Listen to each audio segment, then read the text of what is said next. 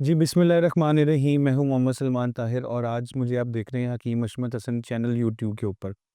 तो बेसिकली हमारा ये प्रोग्राम करने का मकसद जो है वो है कि आपको आगाही दी जाए रमज़ान में जो आपके साथ मसले आते हैं, जो प्रॉब्लम्स आते हैं, उसका हम डिस्कशन करें। इसमें आप लोग भी पार्टिसिपेट कर सकते हैं क्योंकि आप हमारे कमेंट सेक्शन में जाएँ और वहाँ पे अपनी सजेशंस और अपने क्वेश्चंस पूछें ताकि हम उसका जवाब भी दे सकें। तो जैसा कि आज पहला रोज़ा है, तो आज का टॉपिक हमारा है कि साइंसी एतबार से जो रोज़ा है, उसकी कितनी अहमियत है? जिसके लिए हम मदऊ करेंगे हकीम अशमत साहब को, जो बताएँगे हमें। जी, हकीम साहब। अस्सलाम वालेकुम, मैं हकीम अशमत हसन फ़ाज़िलती बोल रहा था, आपकी खिदमत में हाज़िर हूँ। बहुत अच्छा क्वेश्चन है कि रमज़ान और फ़ास्टिंग रमज़ान का हेल्थ के ऊपर क्या इशू जो है ना बेनिफिट है और इसका बेनिफिट बहुत ज़्यादा है। सबसे पहले तो अल्लाह पाक की ज़ात ने कुरान मजीद में इरशाद फ़रमाया है कि रोज़े इसलिए वाजिब किए गए आप पर और आपसे पहले वाली उम्मतों पर, ताकि आप मुत्तकी और परहेज़गार बन सको। मुत्तकी और परहेज़गार बनना ये बहुत ही एक रीज़नेबल और हैंडसम चीज़ है, जो कि आपकी दुनिया और आखिरत दोनों को सँवारती है। मुत्तकी की बहुत सारी डेफ़िनिशंस हैं और सिंपल इसकी बेस जो है वो हेल्थ से रिलेटेड है। अगर आपका दिल, दिमाग नमाज़ की तरफ या रोज़े की तरफ मदऊ है या उसका इस्तक़बाल कर रहा है, तो आपको रोज़े की और उस इबादत का भी मज़ा ज़्यादा आएगा, उसमें रूहानियत आएगी, बहुत कुछ मिलेगा, उसका रिस्पॉन्स अच्छा मिलेगा। फर्स्टली तो हम चलते हैं साइंटिफिक लेवल से। जब इंसान फास्टिंग करता है ना, फास्टिंग करने के दौरान जो उसके तकरीबन 14 से 16 घंटे का जो भूख का प्रोसेस है, भूखे रहना और इस दौरान हमारा मेटाबॉलिक सिस्टम तो चल रहे हैं, ऐसे ही एनर्जी प्रोड्यूस कर रहे हैं, एटीपी के मॉलिक्यूल्स टूट रहे हैं, एनर्जी प्रोड्यूस हो रही है, बाय प्रोडक्ट्स बन रहे हैं। अब जो डेली बेस पे क्योंकि हम इनटेक तो नहीं कर रहे कोई भी चीज़, पानी भी नहीं पी रहे, खाना भी नहीं खा रहे, कोई किसी किस्म की मील नहीं ले रहे, तो उस टाइम के ऊपर वो एनर्जी को कंज़्यूम करने के लिए अपने सिस्टम को चलाने के लिए एज़ अ प्रोडक्ट या एज़ अ सब्सटेंस जो यूज़ की जाती है वो हमारे फैट बैग्स हैं, ठीक है। जो कि हमारी जो है ना पसलियों से नीचे जो है ना नहीं, आखिरी पत्ती ये के मुकाम पे हकीम साहब, ये जो मोटा बंदा होता है, ये सिर्फ़ उसके अंदर फैट वैट्स होते हैं या ये हर इंसान के अंदर होते हैं? हर जो आओ तो एक अगर एक इंसान एक पतला दुबला-पतला है, तो क्या उसकी जो फास्टिंग करता है, क्या उसका भी वो फैट का उस तरह मामला रहता है? बिल्कुल, बिल्कुल, बिल्कुल। हाँ, पतले इंसान के अंदर चलिए जो है ना मोटा बंदा उसके अंदर तो फैट्स कलेक्ट हो गए, जुड़ गए। बेली के ऊपर वाले पोर्शन में आ गए, चर्बी की लेयर बन गई। पतले बंदे के अंदर भी चर्बी की लेयर मौजूद होती है। चर्बी बल्कि हर इंसान के अंदर मौजूद होती है और बहुत ही लाज़मी अंसर है ये। ठीक है। और रोज़ा उसी चर्बी को तब्दील करता है, चेंज करता है। जिस तरह हमारे हार्ट के गिर्द एक गुलाफ है, हुँ। झिल्ली है, उसके ऊपर भी चर्बी है, हमारे जिगर के ऊपर झिल्ली है। आपने देखा होगा ना बड़ी ईद पे जब हम जानवर ज़िबह करते हैं, तो जब उसकी बेली के पोर्शन को कट किया जाता है, उसके अंदों को बाहर निकालने के लिए, तो उससे पहले उसके ऊपर भी एक चर्बी की लेयर होती है। बिल्कुल ऐसे ही है। हमारे लिवर के ऊपर भी चर्बी की लेयर होती है, जब वो बढ़ती है तो लिवर फैटी होता है। जब वो बढ़ती है तो हमारा मैदा डिस्टर्ब होता है। जब वो बढ़ती है तो हमारी आंतों के मसाइल आते हैं। हाँ, लेवल पे होना अच्छी चीज़ है, जब हम बहुत ज़्यादा बढ़ जाएँगे तो फास्टिंग के बेनिफिट ज़्यादा है उस बंदे को। ठीक। लेकिन पतले बंदे के लिए भी काफ़ी बेनिफिटेबल है क्योंकि वो चर्बी की लेयर चेंज होनी होती है। रोज़े में रोज़ा रखना और कम खाना, ज़्यादा इबादत में मसरूफ़ रहना, अपनी जो है ना निगाहों को, अपनी हर चीज़ को पाक करना, इसमें हर चीज़ की स्ट्रगल लगती है। और हमारी डेली बेस के हम क्योंकि ज़ाहिर-सी बात है हम रोज़े रखेंगे तो घर पे तो नहीं बैठे रहेंगे। अपने काम पे भी जाएँगे। मज़दूरी भी करेंगे, जो ट्रैवलिंग करता है वो ट्रैवल भी करेगा, तो डेली बेस पे जो उसकी एनर्जी यूटिलाइज़ हो रही है, वो बॉडी से एक्सपेल होगी और न्यू एटीपी के मॉलिक्यूल्स जब बनेंगे तो उसकी लाइफ ज़्यादा चीज़ रहेगी। इस तरह हम न्यू स्टॉक अरेंज करते हैं, तो उसमें सफाई भी रहती है और कस्टमर भी खुश रहता है।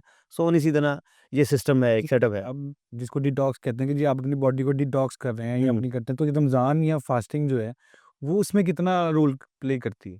ये डिटॉक्सिफ़िकेशन जो है, आपकी बॉडी को एमल्सिफ़ाई करना, साफ़ करना, रमज़ान में बहुत ज़्यादा लेवल पे बढ़ जाता है। क्योंकि मैंने पहले बात ही की कि हमारा जो है ना मेटाबॉलिक सिस्टम चल रहा है।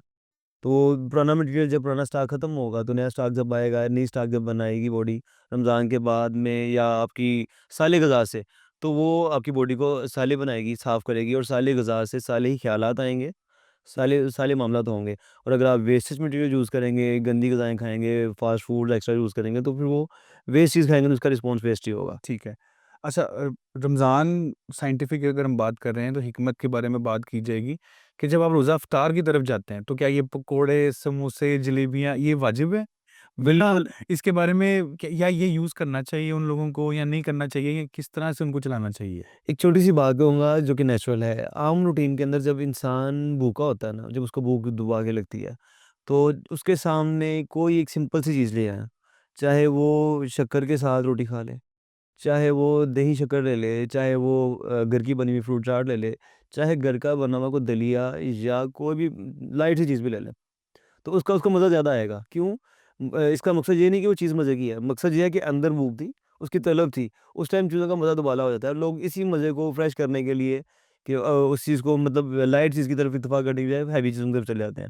इसके अंदर समोसे, पकोड़े, फ्राइज़ हैं और ये सरी से गलत है, ठीक क्योंकि है। वो डिटॉक्सिफ़िकेशन का जो पर्पस है वो तो अधूरा रह जाएगा। अच्छा, साइंस के लिहाज से वो ऐसा कौन-सा मील है कि जिसको आपको पूरा दिन लगेगा, आप पूरा दिन है आपने उसमें फास्टिंग में गुज़ारा है, 8 घंटे, 16 घंटे, 14 घंटे गर्मी के हिसाब अलग है और सर्दियों का जैसे अलग है। तो आजकल का मौसम आपको पता है ज़्यादा छोटा ही है। हाँ, बिल्कुल। ऐसी कौन-सी बेस्ट डाइट है जो वो खाने खाए जिससे वो अगला रोज़ा रखने के काबिल रहे? नहीं तो अक्सर औक़ात ऐसे होता है कि पहला रोज़ा खोला है और उसके बाद वो उनको पेट के मसलाइल और ये चीज़ें होना शुरू हो जाती हैं।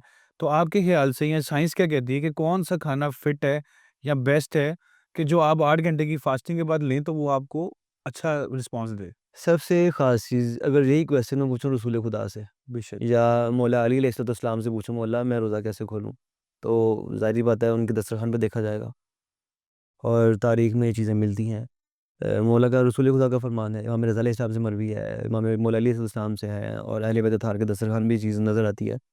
रोज़ा खोलें तो नमक से खोलें, नमक ठीक है। गर्म पानी से खोलें, खजूर से खोलें, दूध से खोलें, इनमें से कोई एक चीज़ ले लें।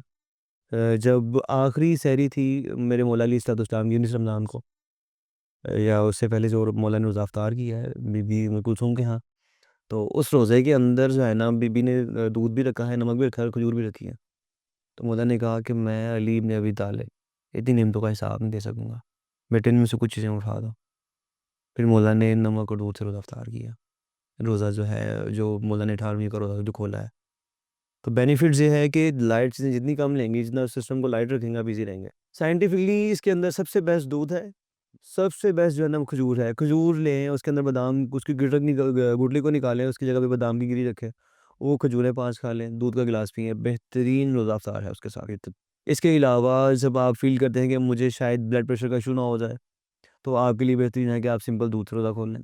अगर आप सोचते हैं कि मुझे जो है ना टाँगों में दर्द बीपी डाउन हो रहा है मेरा, आज मुझे अगला रोज़ा रखने के लिए सबसे जो चीज़ डिस्टर्ब करती है, जब आप रोज़ा खोल के पीते हैं ठंडा पानी। ठंडा पानी पीने से क्या होता है, ब्लड प्रेशर डाउन हो जाता है और उसके बाद फिर आपको प्यास ज़्यादा लगती है, आप बार-बार पानी पी जाते हो, आप खाना नहीं खा पाते। तो वो जब पानी पी-पी के बीपी इतना डाउन हो जाता है कि आपको फिर बार-बार या तो ठंडा पानी पीने से मैदा ठंडा हो जाता है और मोशन आने शुरू हो जाते हैं और अगर मोशन नहीं आएँगे तो बार-बार पेशाब आएगा, तो फिर आप नमाज़ के लिए खड़े नहीं हो पाएँगे। आप इशा की नमाज़ नहीं पढ़ पाएँगे। तो जब उस ये नहीं होगा तो फिर आप सुबह के लिए फिर बार-बार पानी पीना, तो वो सुबह सहरी के टाइम कुछ खा भी नहीं पाएँगे। तो फिर आपकी तबीयत जो है ना वो ख़राबी की तरफ जाएगी। तो बेस्ट अमल ये है कि गर्म पानी पी लें। बेस्ट अमल ये है कि ऐसे मशरूबात जो कि आपकी ग़िज़ाई लेवल को पूरा करें, जिसके अंदर वो केमिकल आइटम कम हो। ठीक है। अच्छा हकीम साहब, बेसिकली जो मोटे लोग हैं जैसे कि हाँ, बिस्मिल्लाह। मोटे लोगों के लिए क्या रमज़ान अल्लाह पाक ने बेहतरीन महीना रखा है अपना फैट लॉस करने के लिए? रमज़ान को अगर सिर्फ़ मोटे लोगों के लिए कहूँगा तो इसकी जो है ना शान में गुस्ताखी होगी। रमज़ान हर ज़ीरो के लिए बहुत बेनिफिटेबल है और लेकिन मोटे लोगों के लिए बहुत ही अनमोल तोहफ़ा है कि आम रूटीन में डाइटिंग करें, भूखे रहें, बॉडी लटक जाएगी। लेकिन रमज़ान में रोज़ा रखें, सवाब भी मिलेगा, आक़िबत भी समझेगी और जो अल्लाह पाक ने जो रखा है कि अल्लाह पाक ने आपको मुत्तकी और परहेज़गार बनाना है, उसकी तरफ इंसान का फर्स्ट स्टेप उठता है। बाकी ये करम अल्लाह पाक से इंसान उसकी तरफ जाता है। अच्छा हकीम साहब, बेसिकली आजकल मौसम बड़ा मिक्स एंड मैच हुआ हुआ है। जैसे ना सर्दी लग रही है, ना गर्मी लग रही है। दिन के टाइम लगता है कि बहुत गर्मी है, रात को लगता है सर्दी है। तो जिस तरह अगर लोग सैरी कर रहे हैं तो वो ठंड में कर रहे हैं, इफ्तारी का टाइम है तो वो थोड़ा गर्मी में है। असल में मामला ये है कि अगर आप ठंडी चीज़ों की तरफ जाएँगे, तो बुखार हो सकता है। तो अगर आप इन्हीं थोड़ी-सी ताकत वाली चीज़ों में रहेंगे तो फ़ायदा ही मिलेगा। और ये जो गर्म चीज़ें यूज़ की जाएँगी, जो कि गर्म पानी यूज़ किया जाएगा, जो कि गर्म दूध यूज़ किया जाएगा, ये तो गर्मियों के अंदर भी यूज़ किया जाता है। जो डाइट्स मैंने आपको पहले बताई हैं, ये डाइट जो है टोटली की टोटली सेहत के हवाले से है। और हाँ, सिंपल सी चीज़ है, अगर आप सिंपल एग्ज़ाम्पल देता हूँ, अगर आप किसी जगह पर ट्रैवल करते हो, आपके साथ आपके बेबीज़ हैं, तो आप बेबी को रोम्पर बनाएँगे, पैम्पर करेंगे, उसको पैक करेंगे। बिल्कुल ऐसे ही। गर्मी है तो गर्मी का मसला नहीं है, नहीं है। सर्दी लग गई वो तो तो मसला मसला है। है, हाँ। इसलिए सर्दी से बचना ज़रूरी है। कंट्रोल एनवायरनमेंट में सारा कुछ मामला ठीक है, लेकिन बेसिस को जो है ना वो कोशिश ये करें, बल्कि गर्मियों के अंदर भी कोशिश ये करनी चाहिए, गर्म पानी से रफ़्तार करना चाहिए। और सिंपल वर्ड्स में जो है आप मतलब चाहे मुझसे ये पूछना तो मैं आपको ये कहूँगा कि मैं ओपनली अपनी ज़ात के लिए ये फ़ैसला करता हूँ। इवन कि पिछले कुछ सालों में ऐसे रोज़े भी मैंने फ़ेस की मतलब किए हैं जिसमें गर्मी काफ़ी सारी लगती है। हाँ जी। तो जून, मतलब मैंने जुलाई, अगस्त बहुत अपने नाइबर को मैंने रोज़े के लिए जो है ना इफ्तारी के लिए मदऊ किया हुआ था अपनी शॉप के ऊपर, अपनी क्लिनिक के ऊपर। तो सबने आके रोज़े की हालत में जब मेरे पास आए हैं तो अज़ान शुरू हुई, तो मैंने भाई के सबको इशारा किया कि भाईजान दस्तरखान सजाया जाए। मिल के सजाया दस्तरखान को तो उसकी बेनिफिट स्वाब बहुत ज़्यादा। तो दस्तरखान जब सजाया गया तो मैंने सबसे पहले उनको जब सर्व किया तो गर्म पानी, तो वो गर्म पानी पकड़ के तो मुँह देखें, ये क्या सज़ा दे दिया आपने, हमें इफ्तारी पे बुलाया आपने। तो मैंने ओपनली कहा कि ये नमक की चुटकी और गर्म पानी पिएँ या गर्म पानी सर्व रखा पास, अगर आपका दिल नहीं चाहता गर्म को तो उसको छोड़ दें। नीम गर्म दूध सर्व कर दिया। तो कहने लगे कि वो भी चैलेंज था, ये भी चैलेंज है। तो मैंने बोला कि अब आप रिलैक्स हो जाएँ, जिस तरह मैं कहता हूँ वैसे करें और रिस्पॉन्स आपको रात को जब आप मेरा क्लिनिक ऑफ होगा तकरीबन 11-12 बजे, तब मैं आपसे रिस्पॉन्स लूँगा। तो कहने लगे चलिए ठीक है मान लेते हैं। बहरहाल मजबूरी, क्योंकि उस टाइम जा नहीं सकते थे किसी जगह पे क्योंकि मुकम्मल ज़ाहिर पता है अज़ान के टाइम सब कुछ बंद हो जाता है, बिल्कुल ऐसे ही। इफ्तारी के टाइम पे। तो सिलसिला ये हुआ कि उस उन्होंने जो है रोज़ा गर्म दूध से नमक से इफ्तार किया, उसके बाद खजूरें खिलाईं, उसके बाद जो है ना पानी सर्व किया। फिर मैंने कहा कि अभी सारी चीज़ें पानी-शानी को छोड़ दें।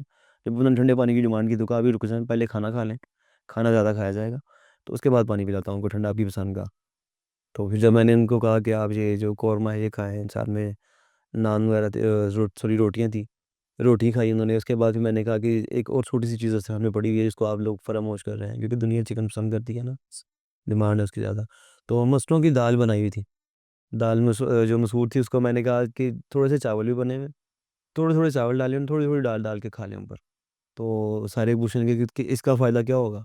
गर्म पानी तो चलो ठीक है ना, हमारी आदत में नहीं है, लेकिन चीज़ अच्छी हम मानते हैं, इस चीज़ को समझते हैं, अपनी हेल्थ वाइज़ समझते हैं। तो मैंने बोला कि जिन बंदों के नमाज़ के दौरान तशहुद की हालत में बैठे हुए, सलाम की हालत पढ़ने वाली हालत में बैठे हुए, हाथ-पाँव जो है ना वो कीड़ियाँ चलना शुरू हो जाती हैं। आज जाके 20 तरावियाँ पूरी पढ़ें और अगर पैर सो जाए मैं ज़िम्मेदार हूँ। और रात को जाते हुए कहने लगे कि आगे हम इशा की अज़ान तक हम 2-2 बोतलें 1.5 लीटर वाली पानी की पी जाते हैं। लेकिन आज हमारी प्यास कंट्रोल है, आज हम मेंटली तौर पे एक्टिव हैं, आज हमें दुकान को क्लोज़ करने में तकलीफ़ नहीं हो रही। सही है। तकलीफ़ से मुराद है कि हिम्मत नहीं बढ़ती कि मैं उठ के दुकान बताइए। अच्छा बैठे भी चलते हैं, अभी चलते हैं, अभी छोटा भाई आ जाएगा तो वो थोड़ा हेल्प कर देगा। आश्रय नहीं ढूँढे, आज हमने सारा काम खुद किया है, इवन कि आज हमने सफाई भी की है। इस तरह के उनके कमेंट्स थे। ये तो और ये है कि बेहतर है कि आप ऐसी डाइट लो जो कि ताकत वाली हों, बेनिफिटेबल हों, हाँ, हीट वाली हों। अवतार में ठंडी चीज़ों की जगह गर्म चीज़ें इस्तेमाल की जाएँ, हाँ, बट वो ज़्यादा बेनिफिशियल है। हकीकतन एज़ कम्पेयर टू कि ठंडा जामी शीरी जा रहा है, दूध सोडा, लाहौरी, लोग आपको पता है इसके बगैर गुज़ारा भी नहीं है। लेकिन अगर आप लंबी ज़िंदगी जीना चाहते हैं, तो ये गरम को थोड़ा-सा मामला को साथ लेके चलें, हकीकत है। ताकि आप आने वाले साल भी रोज़े रख सकें। बिल्कुल, बिल्कुल, बिल्कुल। गरम पीना और हल्के पानी, ताज़े पानी से नहाना, ये सारी चीज़ें सेहत की अलामत हैं। बहुत बेनिफिट रखती हैं अपनी ये आपकी लाइफ़ के अंदर। मैं आपको एक छोटा-सा किस्सा सुनाता हूँ।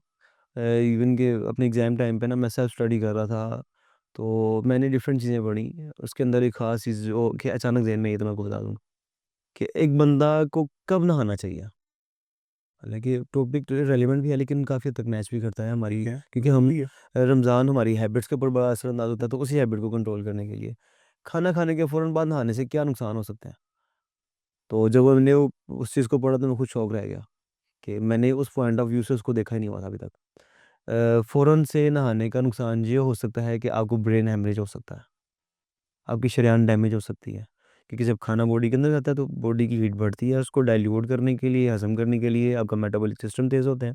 ऊपर पानी डालते हैं तो फिर जैसे आग के ऊपर पानी डाल दो, कोयले वाला भड़ास बन जाती है। तो सोन इसी तरह वो जब भड़ास बनेगी जो एक मटेरियल सा गुनगुना सा माहौल हो जाएगा, गुम सा माहौल हो जाएगा, शरीर डैमेज कर देगा। तो कब नहाना चाहिए? खाना खाने के कम से कम मिनिमम 1 घंटा, मैक्सिमम 2.5 घंटे के बाद नहाना चाहिए। और इसी तरह सोबत के फ़ौरन बाद नहीं नहाना चाहिए। इस चीज़ से भी क्योंकि वजूद गर्म हुआ होता है, ठंडा पानी से नहा लिया। अगर गर्म पानी से नहा रहे हैं तो फिर भी काफ़ी हद तक बेहतरी हो सकती है। ताज़े पानी से भी ना थोड़ा बहुत हो सकता है, लेकिन कोशिश करें कि कुछ भी ऐसा काम करें गर्म ठंडा माहौल से बचाएँ। और बहुत से ऐसे पेशेंट जिनको सरसाम हो गया, सर का अच्छा सुन्न हो गया, हुँ, हुँ। सो गया, फॉलेट जिसको अ कहते हैं? सरसाम और चीज़ है। अच्छा। सर में कीड़ियाँ चलती हैं और बंदे दीवार को सर मारते हैं, टकरे मारते हैं और एक किस्म का पागलपन है ये। और वो चीज़ पैदा होती है और अगर उस पानी के पड़ने से सर सुन्न तो नहीं हुआ ठंडा पानी डालने से।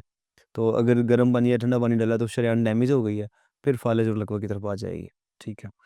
हकीम साहब थैंक यू सो मच। आज का होप के लोगों को इफ्तारी का टाइम करीब है तो ये प्रोग्राम उनको अच्छा लगे और वो इससे चीज़ें सीखें भी। और आप लोगों से भी ये रिक्वेस्ट है कि आपके दिल में जो भी सवालात हैं, आपके ज़हन में जो सवालात हैं, आप हमारे कमेंट सेक्शन में लिखें ताकि हम उनके साथ रहते हुए आपके साथ दोबारा से उस टॉपिक को डिस्कस करें और आपके लिए आगाही का प्रोग्राम भी एक मज़ीद आगे लेके चल सकें। मुझे दें इजाज़त, इंशाल्लाह मिलते हैं कल नए एपिसोड के साथ। अल्लाह हाफ़िज़।